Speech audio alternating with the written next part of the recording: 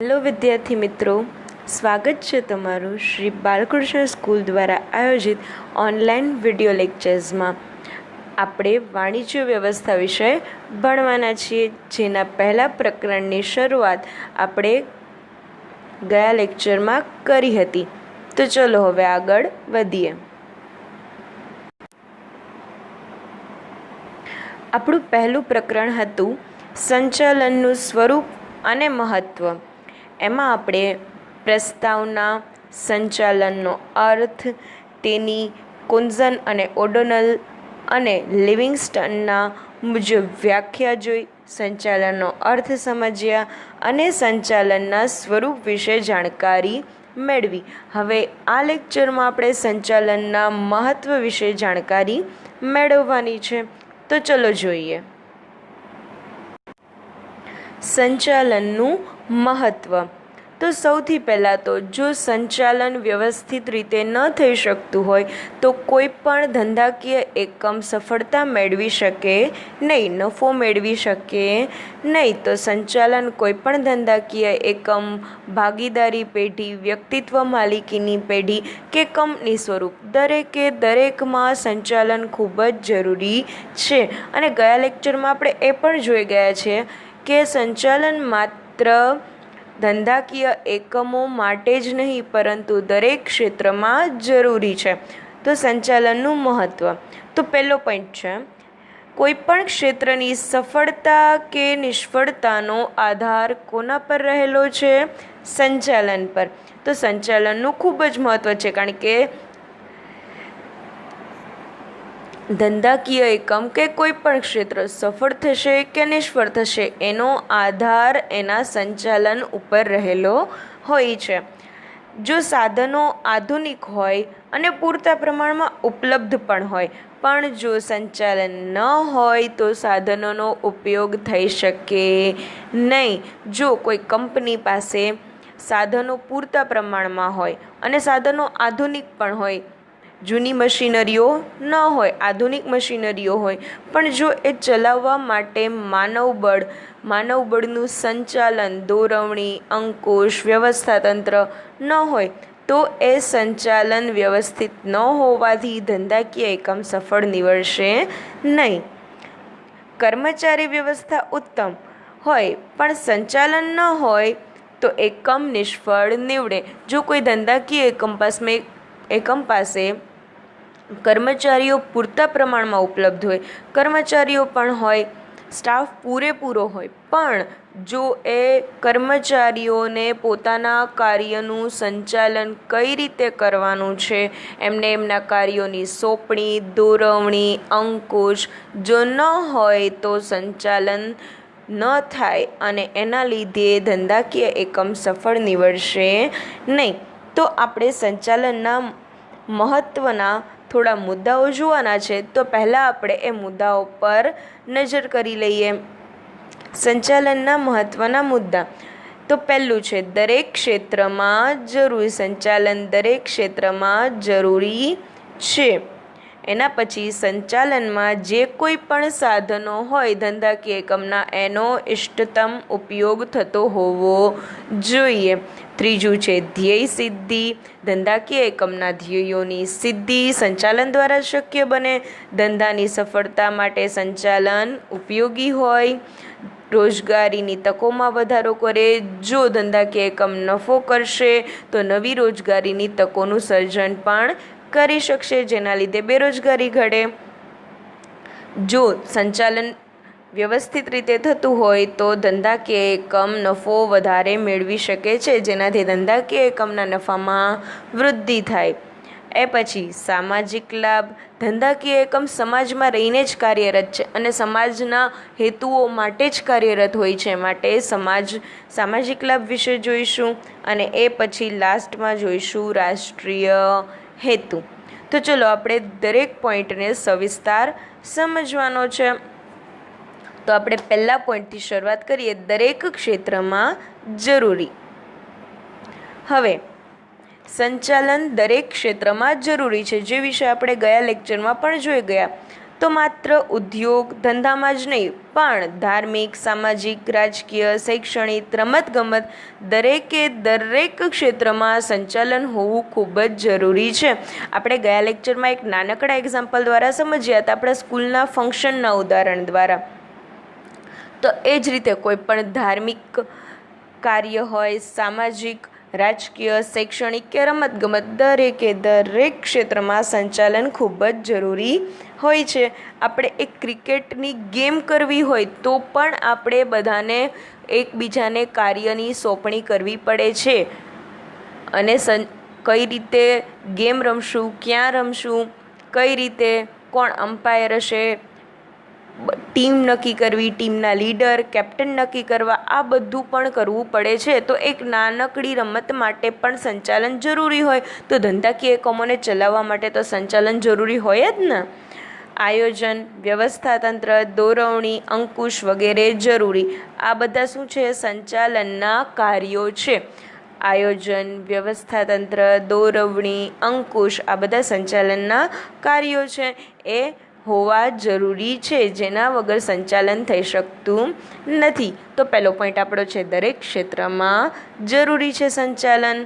એના પછી બીજો પોઈન્ટ જોઈએ, સાધનોનો ઇષ્ટતમ ઉપયોગ. ઇષ્ટતમ એટલે જેટલો થઈ શકે તેટલો અથવા તો તેનાથી પણ વધારે મહત્તમ સાધનોનો ઉપયોગ કરવાનો અને બગાડ થઈ શકે એટલો ઓછો કરવાનો. જમીન, કાચો માલ, કર્મચારીઓ, યંત્રો વગેરેનો ઇષ્ટતમ ઉપયોગ. હવે જો એકમમાં ઉપલબ્ધ સાધનો, કોઈ પણ ધંધાકીય એકમોને ચલાવવા માટે પહેલાં તો જમીન જોઈએ, જે વસ્તુનું ઉત્પાદન કરવું છે એ માટેનો કાચો માલ જોઈએ, કર્મચારીઓ જોઈએ, એ ઉત્પાદન કરવા માટે યંત્રો જોશે. તો આ બધાનો ઇષ્ટતમ મહત્તમમાં મહત્તમ ઉપયોગ કરી અને ઓછામાં ઓછો બગાડ થાય એ માટે સંચાલન ખૂબ જ જરૂરી છે. જો સંચાલન ન હોય તો આ બધા જ સાધનોનો ઉપયોગ વ્યવસ્થિત થઈ શકે નહીં. માટે સાધનોનો ઇષ્ટતમ ઉપયોગ થતો હોવો જોઈએ. એના પછી ત્રીજો પોઈન્ટ છે ધ્યેય સિદ્ધિ. હવે કોઈ પણ ધંધાકીય એકમ છે કોઈ નિશ્ચિત ધ્યેય માટે જ કાર્યરત હોય છે, એ ધ્યેય પ્રાપ્ત કરવા માટે જ કાર્યરત હોય છે. આપણે ગયા લેક્ચરમાં જોઈ ગયા હતા કે સંચાલન એ સતત ચાલતી પ્રવૃત્તિ છે. કોઈ એક ધ્યેય નક્કી કરેલું હોય, એ ધ્યેય પ્રાપ્ત થઈ જાય પછી કોઈ ધંધાકીય એકમ બંધ થઈ જતું નથી, પરંતુ નવા ધ્યેયોને પ્રાપ્ત કરવાની પ્રક્રિયા સતત ચાલતી રહેતી હોય છે. તો ધંધાકીય એકમમાં સંચાલનનું મહત્ત્વ શા માટે છે કે સંચાલન વગર ધ્યેય સિદ્ધિ થઈ શકે નહીં. સંચાલનનું ધ્યેય કંપનીનું ધ્યેય પૂરું થઈ શકે નહીં. માટે ધંધાકીય એકમના ધ્યેયોની સિદ્ધિ માટે સંચાલન અનિવાર્ય છે. કોઈ પણ એકમ છે ધંધાકીય એકમ, એના ધ્યેયની સિદ્ધિ માટે સંચાલન ખૂબ જ જરૂરી છે. અને આપણે પહેલો જ પોઈન્ટ જોઈ ગયા, દરેક ક્ષેત્રમાં જરૂરી છે. તો કોઈ પણ ક્ષેત્રના ધ્યેયની સિદ્ધિ માટે સંચાલન ખૂબ જ જરૂરી છે. અને આની પહેલાંનો બીજો પોઈન્ટ આપણે જોઈ ગયા કે સાધનોનો ઇષ્ટતમ ઉપયોગ, સાધનોનો મહત્તમ થઈ શકે તેટલો ઉપયોગ અને બગાડ ઓછામાં ઓછું. તો જો સાધનોનો ઇષ્ટતમ ઉપયોગ થશે તો જ ધ્યેયની સિદ્ધિ થઈ શકશે ને. અને એના ઉપયોગ દ્વારા, સાધનોના ઉપયોગ દ્વારા ધ્યેય સિદ્ધિ થશે. માટે સંચાલનમાં ધ્યેય સિદ્ધિ પ્રાપ્ત કરવા માટે સંચાલન ખૂબ જ જરૂરી છે. એના પછી ચોથો પોઈન્ટ જોઈએ, ધંધાની સફળતા માટે ઉપયોગી. હવે આપણે જોયું આગળ સંચાલનના મહત્ત્વના ખાલી ટોપિકની અંદર જોયું હતું કે ધંધાની સફળતા કે નિષ્ફળતાનો આધાર સંચાલન પર જ રહેલો હોય છે. તો ધંધાની સફળતા માટે ઉપયોગી. તો પહેલું છે અન્ય પરિબળો કરતાં સંચાલનનો ફાળો વિશેષ. અન્ય પરિબળો જે ધંધાને અસર કરતા હોય, ધંધા કે એકમને અસર કરતા હોય, એના કરતાં બધા જ પરિબળો કરતાં સૌથી વધારે અસર કોણ કરશે? સંચાલન અસર કરશે. તો સંચાલન ધંધાની સફળતા કે નિષ્ફળતા માટે સૌથી મહત્ત્વનો ભાગ ભજવે છે. સફળતા કે નિષ્ફળતા કોના પર આધારિત છે? સંચાલન પર. જે આપણે આગળ પણ જોયું, ધંધાની સફળતા કે નિષ્ફળતા, ધંધો નફો કરશે કે ખોટ કરશે, એ કોના પર અવલંબિત છે, આધારિત છે? સંચાલન પર. તો ધંધાની સફળતા માટે સંચાલન ખૂબ જ જરૂરી છે. એના પછી 5મો પોઈન્ટ જોઈએ, રોજગારીની તકોમાં વધારો. જો સંચાલન વ્યવસ્થિત કરવામાં આવે તો કંપની વિકાસ પામે, કંપનીનું સ્વરૂપ મોટું થાય, કંપની આગળ પ્રગતિ કરી શકે. અને જો કંપનીનો વિકાસ થશે, કંપની પ્રગતિ કરશે, તો રોજગારીની તકોમાં વધારો થશે. તો એ વધારેમાં વધારે કર્મચારીઓને નોકરી આપી શકશે, વધારેમાં વધારે લોકોને રોજગારીની તક પૂરી પાડી શકશે. પણ જો બિનકાર્યક્ષમ સંચાલન હોય, જો સંચાલન વ્યવસ્થિત રીતે થતું ન હોય, તો કંપનીઓ વ્યવસ્થિત ચાલી શકે નહીં, કંપનીઓ નફો કરી શકે નહીં. આની પહેલાંના પોઈન્ટમાં જોયું કે ધંધાની સફળતા કે નિષ્ફળતાનો આધાર સંચાલન પર જ રહેલો છે. તો જો બિનકાર્યક્ષમ સંચાલન હોય, સંચાલન વ્યવસ્થિત ન હોય, તો ધંધો નિષ્ફળ જાય, ધંધાકીય એકમ નિષ્ફળ જાય, તો બેરોજગારી વધે. કઈ રીતે બેરોજગારી વધે? જો ધંધાકીય એકમ સતત ખોટ કરતું હોય, ધંધામાં ખોટ જ મળતી હોય, તો ધંધાના માલિકે એક સમય એવો આવશે કે એણે પોતાની કંપની બંધ કરવી પડે. જો એ કંપની બંધ થશે, તો એમાં કામ કરતા લાખો કર્મચારીઓને નોકરીમાંથી છૂટા કરવામાં આવશે, તો એ લોકો બેરોજગાર બનશે. તો શું થશે? બેરોજગારી વધશે. એનાથી ઉલટું, જો ધંધાકીય એકમમાં સંચાલન સારું હોય, તો ધંધાકીય એકમ નફો કરશે, ધંધાકીય એકમ સફળ થશે, તો એ નવી કંપનીઓ સ્થાપી શકશે એ નફા દ્વારા. તો એ નવી કંપનીમાં નવા કર્મચારીઓની ભરતી કરવામાં આવશે, તો નવી રોજગારીની તકોનું સર્જન થશે. આમ જો વ્યવસ્થિત, કાર્યદક્ષ, કાર્યક્ષમ સંચાલન હોય, તો રોજગારીની તકોમાં પણ વધારો થઈ શકશે. આના પછી 6થો પોઈન્ટ જોઈએ, નફામાં વૃદ્ધિ. હવે જો આપણે જોયું હમણાં કે ધંધાકીય એકમની સફળતા કે નિષ્ફળતાનો આધાર સંચાલન પર રહેલો છે. જો ધંધાકીય એકમ સફળ જાય, સફળ ગયું મતલબ એને નફો થયો, કંપનીએ નફો કર્યો. તો જો કાર્યદક્ષ, કાર્યક્ષમ સંચાલન હોય, તો નફામાં વધારો પણ મળી શકે છે, વધારેમાં વધારે નફો પણ ધંધામાંથી પ્રાપ્ત કરી શકાય છે. તો કોઈ પણ ધંધાકીય એકમ છે એ શેના હેતુથી કાર્યરત હોય? ધંધાકીય એકમ નફાના હેતુથી જ કાર્યરત હોય છે. જે આપણે 11માં પણ જોઈ ગયા છે, આર્થિક પ્રવૃત્તિ, ધંધો. તો ધંધો અથવા આર્થિક પ્રવૃત્તિ એટલે શું? જેમાંથી કંઈક બદલામાં મળતું હોય, નાણાકીય વળતર મળતું હોય. તો કોઈ પણ ધંધાકીય એકમ શા માટે ચલાવવામાં આવે? બદલામાં નફો મેળવવા માટે. તો કોઈ પણ ધંધાકીય એકમ નફાના હેતુથી જ કાર્યરત હોય છે. પછી જો કુશળ સંચાલકો હોય, તો તેના દ્વારા મહત્તમ મતલબ વધારેમાં વધારે નફો મેળવી શકાય છે. જો સંચાલકો કુશળ હોય, આપણું જે ધંધાકીય એકમ છે એમાં આપણે જે સંચાલકો મતલબ તમે કદાચ અંગ્રેજી શબ્દ સાંભળ્યો હોય, મેનેજિંગ ડાયરેક્ટર. જો સંચાલકોને આપણે વ્યવસ્થિત રાખેલા હોય, કુશળ સંચાલકો હોય, અનુભવી સંચાલકો હોય, તાલીમ પામેલા સંચાલકો હોય, ટ્રેનિંગ મળેલી હોય, એક્સપિરિયન્સ હોય એમની પાસે, તો એમના અનુભવ અને તાલીમ દ્વારા આપણે ધંધાકીય એકમમાં વધારે ને વધારે કાર્યરત રહી શકીએ અને એના લીધે વધારેમાં વધારે નફો પણ પ્રાપ્ત કરી શકીએ. નફો એ જ ધંધાની કાર્યક્ષમતા અને કુશળતાનો માપદંડ છે. ધંધો કેટલો કાર્યક્ષમ છે, કેટલો કુશળ છે, એનું માપદંડ શેના ઉપરથી થાય? નફા ઉપરથી. આપણે કોઈ બે કંપનીની કમ્પેરિઝન કરવી હોય તો કઈ રીતે થાય? બંને કંપનીએ કરેલા નફા ઉપરથી. તો એની કુશળતાનો માપદંડ શેના ઉપરથી નક્કી થયો? કંપનીએ કરેલા નફા પરથી. તો જો કાર્યદક્ષ, કાર્યક્ષમ અને અનુભવી તાલીમ પામેલા સંચાલકો હોય, તો એમના દ્વારા, એમની ગાઈડન્સ દ્વારા આપણે ધંધાના નફામાં વૃદ્ધિ કરી શકીએ છીએ. 7મો પોઈન્ટ છે સામાજિક લાભ. હવે ધંધો છે અથવા કોઈ પણ ધંધાકીય એકમ છે, કંપની સ્વરૂપ હોય, ભાગીદારી પેઢી હોય, વ્યક્તિક માલિકીની પેઢી હોય, કોઈ પણ ધંધો હોય, નાનો એવો હોય કે કંપની સ્વરૂપ મોટામાં મોટું હોય, એ સમાજની અંદર રહીને કાર્યરત હોય છે અને એ જે કોઈ પણ વસ્તુનું ઉત્પાદન કરે છે એ સમાજના લોકો માટે જ કરે છે. તો સમાજમાં રહી અને સમાજના લોકો માટે જ કાર્ય કરે છે. તો એકમ સમાજમાં રહી સમાજ માટે જ કાર્યરત હોય છે. સમાજમાં રહેતા લોકોના લાભાર્થે જ ધંધો અથવા ધંધાકીય એકમ ચલાવવામાં આવતા હોય છે. વસ્તુ અને સેવાનું ઓછી પડતરે ઉત્પાદન અને વ્યાજબી કિંમતે પૂરી પાડવામાં આવે. હવે ધંધાકીય એકમ સમાજમાં રહી અને સમાજના લોકો માટે જ કાર્ય કરે છે, સમાજના લોકોના લાભ માટે જ કાર્ય કરે છે.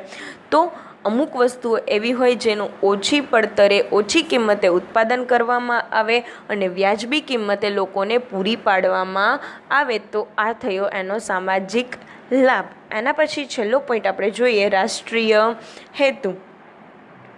તો રાષ્ટ્રીય હેતુ સંચાલનનું મહત્વમાં આપણે પોઈન્ટ આવ્યો રાષ્ટ્રીય હેતુ. રાષ્ટ્રીય હેતુ એટલે દેશ માટે કંઈક, બરાબર. તો કોઈ પણ ધંધાકીય એકમ છે, બરાબર, એ જો નફો કરશે તો આપણને ખબર જ છે કે એનો ટેક્સ ભરવો પડતો હોય, એની ટકાવારી જીએસટી તમને ખ્યાલ જ છે એ આપણે ભરવો પડતો હોય છે. તો જો ધંધાકીય એકમ મહત્તમ નફો કરશે, વધારેમાં વધારે નફો કરશે, તો એ વધારે નફામાંથી વધારે ટેક્સ ભરવામાં આવશે. તો એનો લાભ કોને જશે? સરકારને જશે, દેશને જશે, આપણા રાષ્ટ્રને જશે. તો અર્થતંત્રના આર્થિક સામાજિક રાષ્ટ્રીય વિકાસ માટે સંચાલન ખૂબ જ જરૂરી છે. આપણા દેશના અર્થતંત્રનો આર્થિક રીતે મતલબ નાણાકીય રીતે, સામાજિક રીતે અને રાષ્ટ્રીય વિકાસ માટે સંચાલન ખૂબ જ જરૂરી છે. ઉત્પાદનના સાધનોના ઉપયોગ માટે કાર્યક્ષમ સંચાલન આવશ્યક. આપણે બીજો જ પોઈન્ટ જોયો તો સાધનોનો ઇષ્ટતમ ઉપયોગ. સાધનોનો થઈ શકે એટલો વધારેમાં વધારે ઉપયોગ અને બગાડ અટકાવો. તો જો સાધનોનો, ઉત્પાદનના સાધનો, જમીન, મૂડી, કર્મચારીઓ, યંત્રો, આ બધાનો જો મહત્તમ ઉપયોગ કરવામાં આવે, અને આ મહત્તમ ઉપયોગ માટે શું જરૂરી છે? તો સંચાલન જરૂરી છે. જો આ બધાનો મહત્તમ ઉપયોગ થશે તો નફો વધશે તો એ અર્થતંત્રના, દેશના આર્થિક, સામાજિક અને રાષ્ટ્રીય હેતુ સિદ્ધ કરી શકશે. તો આ થયું આપણું સંચાલનનું મહત્ત્વ. સંચાલનના મહત્ત્વના 8 મુદ્દા આપણે જોયા. પહેલો મુદ્દો કયો જોયો આપણે? તો કે દરેક ક્ષેત્રમાં જરૂરી. એના પછી જોયું સાધનોનો ઇષ્ટતમ ઉપયોગ. એના પછી જોયું ધ્યેયની સિદ્ધિ. પછી ધંધાની સફળતા કે નિષ્ફળતા કોના પર આધારિત? તો સંચાલન પર. એ પછી રોજગારીની તકોમાં વધારો. જો ધંધો નફો કરશે, ધંધાકીય એકમ નફો કરશે તો રોજગારીની તકોનું સર્જન થશે.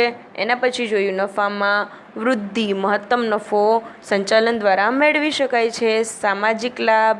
અને છેલ્લો પોઈન્ટ આપણે જોયો રાષ્ટ્રીય હેતુ. તો આ બધા પોઈન્ટ આપણે યાદ રાખવાના છે. હવે આપણે આગળ જોવાનું છે સંચાલન વિજ્ઞાન, કળા અને વ્યવસાય. હવે આપણે સંચાલનના સ્વરૂપમાં આપણે છેલ્લો પોઈન્ટ જોઈ ગયા હતા, વિજ્ઞાન, કળા અને વ્યવસાય. સંચાલન વિજ્ઞાન પણ છે, સંચાલન કળા પણ છે અને સંચાલન વ્યવસાય પણ છે. તો આપણે આ ત્રણેય પોઈન્ટને થોડા ઊંડાણથી જોવાના અહીંયા છે. તો પહેલી શરૂઆત આપણે કરશું સંચાલન એક વિજ્ઞાન છે, બીજા પોઈન્ટ છે સંચાલન એક કળા છે અને છેલ્લું છે સંચાલન એક વ્યવસાય છે. તો શરૂઆત કરીએ, સંચાલન એક વિજ્ઞાન છે. હવે સંચાલનને વિજ્ઞાન કઈ રીતે કહી શકાય એનું થોડુંક ટૂંકસાર આપણે સંચાલનના સ્વરૂપના છેલ્લા મુદ્દામાં જોઈ ગયા છે. અહીંયા થોડુંક વિસ્તૃતથી જોઈએ. વિજ્ઞાન એટલે શું? તો કે કોઈ પણ ક્ષેત્રનું વ્યવસ્થિત અને વિશિષ્ટ પ્રકારનું જ્ઞાન. કોઈ પણ ક્ષેત્રનું કેવું જ્ઞાન હોવું જોઈએ? વ્યવસ્થિત. પહેલાં તો જ્ઞાન કેવું હોવું જોઈએ? વ્યવસ્થિત. અને કેવું? વિશિષ્ટ પ્રકારનું જ્ઞાન હોવું જોઈએ. હવે એ જ્ઞાનમાંથી સિદ્ધાંતો અને નિયમોને તારવી શકાતા હોય એવું જ્ઞાન. વ્યવસ્થિત અને વિશિષ્ટ પ્રકારનું જ્ઞાન મળી ગયું આપણને, પણ તો શું એ જ્ઞાન ઉપરથી સિદ્ધાંતો અને નિયમોને તારવી શકાતા, અલગ પાડી શકાતા હોય કે આ વસ્તુ આ સિદ્ધાંત પર કાર્યરત છે કે આને આ નિયમ લાગુ પડે છે એવું તારવી શકાતું હોય. કાર્યકારણનો સંબંધ હોય કે કાર્ય કઈ રીતે કરે છે અને એ કાર્ય માટેનું કારણ શું છે, ક્યાં કારણથી એ કાર્ય કરે છે એનો સંબંધ હોય તો સંચાલન એક વિજ્ઞાન છે એવું કહી શકવા માટે આપણે આ 3 પોઈન્ટ હોવા ખૂબ જ જરૂરી છે. વિજ્ઞાન એટલે વ્યવસ્થિત અને વિશિષ્ટ પ્રકારનું જ્ઞાન કે જેમાંથી સિદ્ધાંતો અને નિયમોને તારવી શકાતા હોય અને જેના વચ્ચે કાર્યકારણનો સંબંધ હોય એટલે વિજ્ઞાન. તો વિજ્ઞાનના આવા લક્ષણો જેવા કે વ્યવસ્થિત જ્ઞાન, સર્વવ્યાપકતા, હકીકતો, વિશ્લેષણ, નિયમોની ચકાસણી વગેરે આ બધા જનો સમાવેશ સંચાલનમાં થાય છે. સંચાલન કોઈ પણ સંચાલક હોય એની પાસે વ્યવસ્થિત એક ક્ષેત્રનું જ્ઞાન હોય, એની સર્વવ્યાપકતા હોય, બધાને એમ માન્ય હોય, એ હકીકતો પર કાર્યરત હોય, વિશ્લેષણ અને નિયમોની ચકાસણી આ બધા વિજ્ઞાનના જે લક્ષણો છે એવા જ બધા લક્ષણો સંચાલનમાં પણ રહેલા છે. માટે સંચાલનને શું કહી શકાય? વિજ્ઞાન પણ કહી શકાય છે. વિજ્ઞાન વ્યક્તિને શું શીખવે? જાણવાનું શીખવે છે. વિજ્ઞાન વ્યક્તિને નવી નવી ચીજવસ્તુઓ વિશે માહિતગાર કરે છે અથવા તો જાણવાનું શીખવાડે છે. માટે પણ સંચાલન એક વિજ્ઞાન છે. હવે બીજો પોઈન્ટ આપણે જોવાનો છે, સંચાલન એક કળા છે.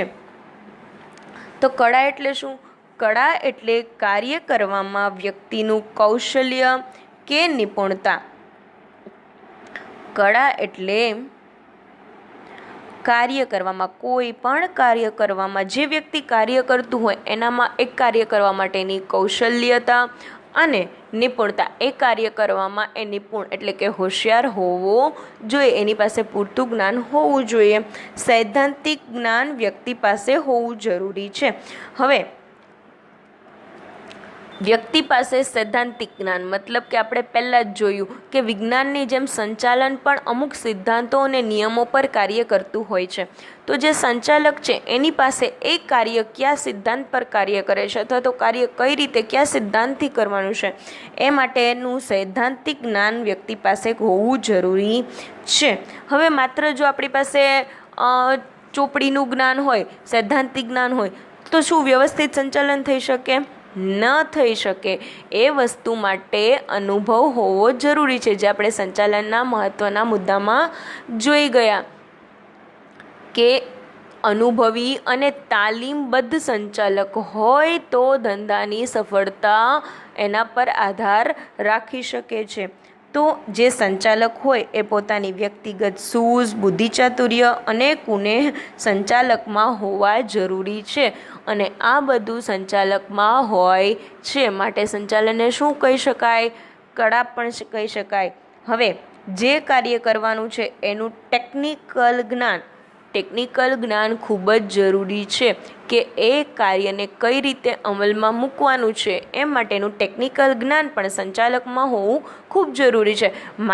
માત્ર સૈદ્ધાંતિક જ્ઞાન હોય, માત્ર ચોપડીનું જ્ઞાન હોય, પણ હકીકતમાં એ કાર્ય કઈ રીતે કરવાનું છે જો એનું જ્ઞાન ન હોય તો ચાલશે નહીં. માટે ટેકનિકલ જ્ઞાન હોવું પણ ખૂબ જ જરૂરી છે.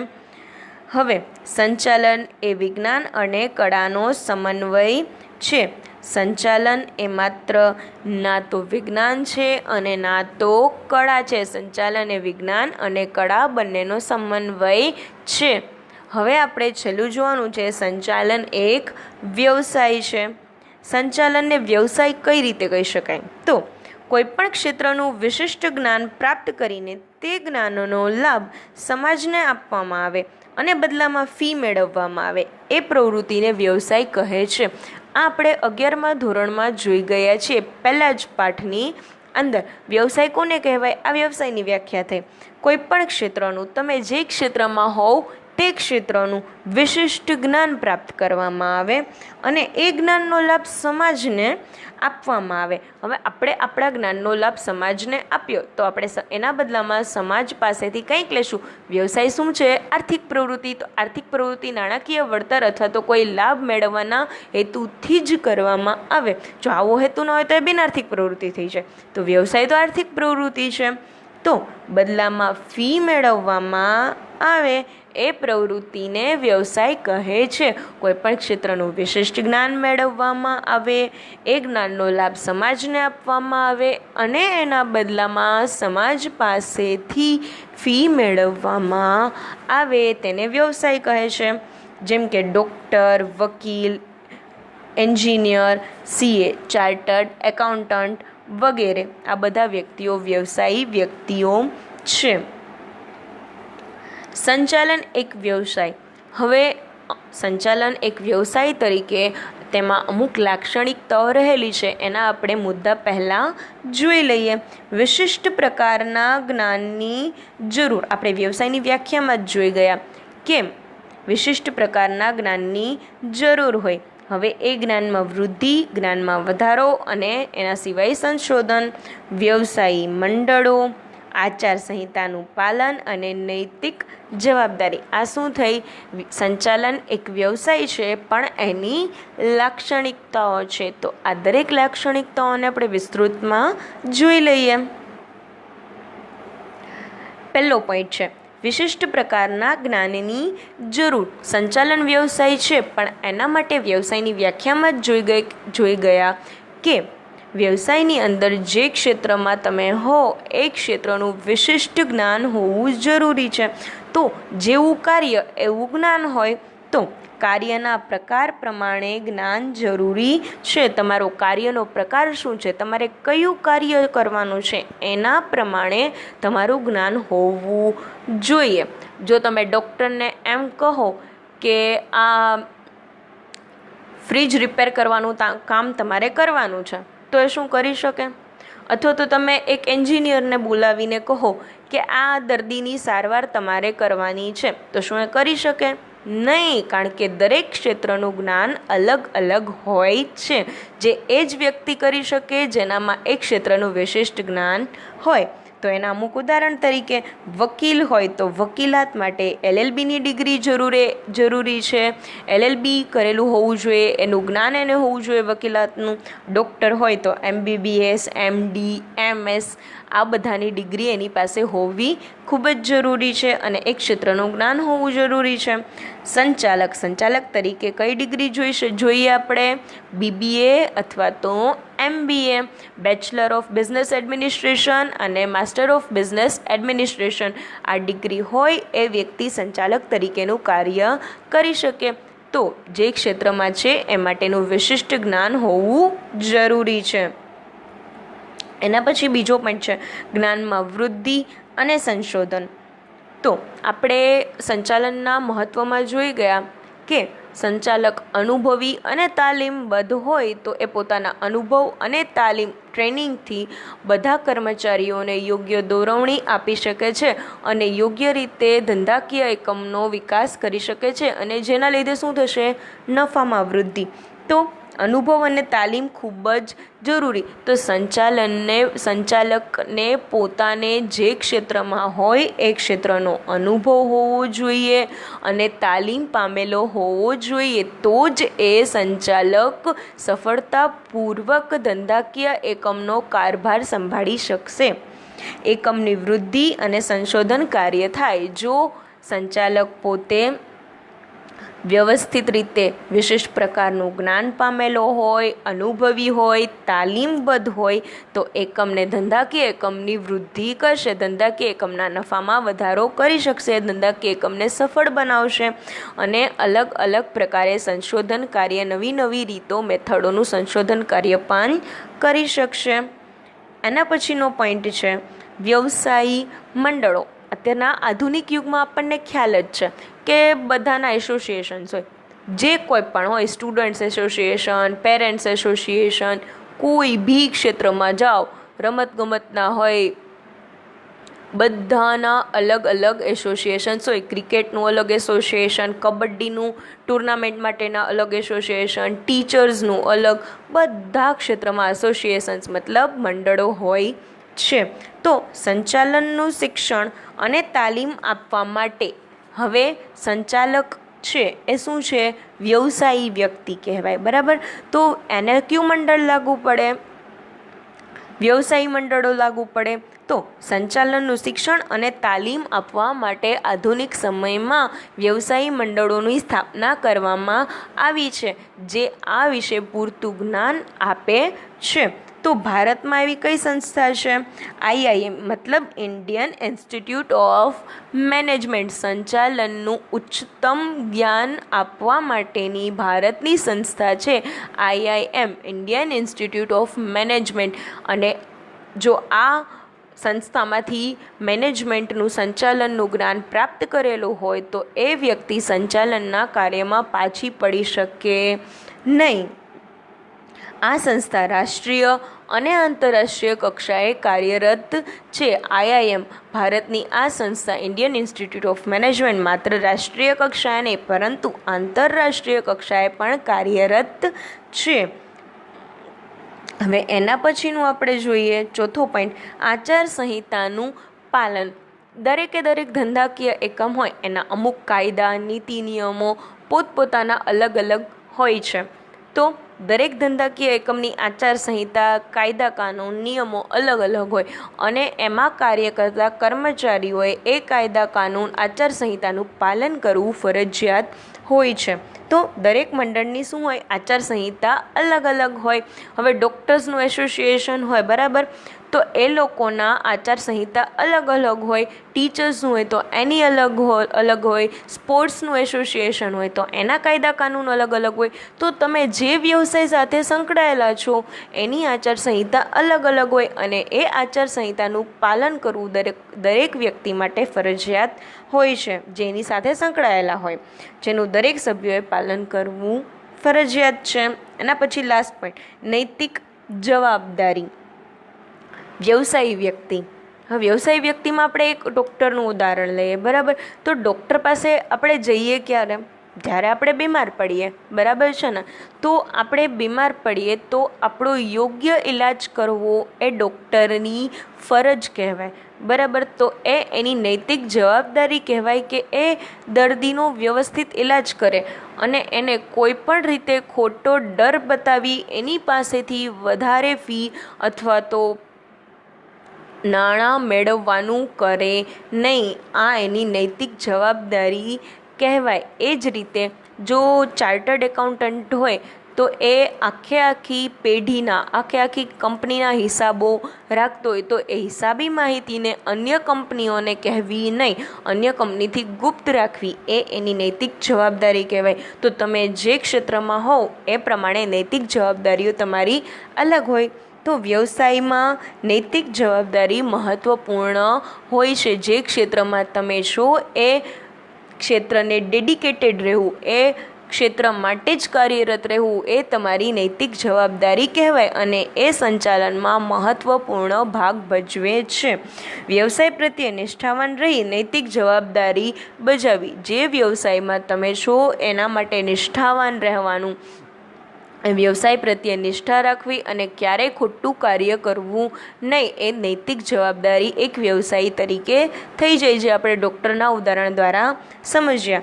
અને સીએ એ હિસાબી માહિતીઓને ગુપ્ત રાખવી. આ એનું ઉદાહરણ છે કે ચાર્ટર્ડ એકાઉન્ટન્ટ હોય તો એણે જે હિસાબી માહિતી છે, જે આખા કંપનીના નફા નુકસાન કોઈ પણ માહિતી છે એ બધી જ માહિતી સીએને ખ્યાલ હોય તો એણે કંપનીની માહિતીને ગુપ્ત રાખવી એ એની ફરજ કહેવાય, નૈતિક જવાબદારી કહેવાય.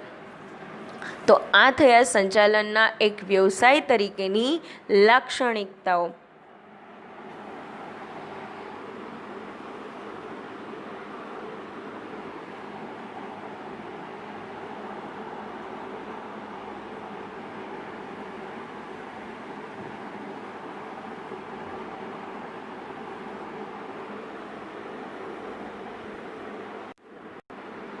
તો આજના લેક્ચરમાં આપણે અહીંયા સુધી ભણ્યા.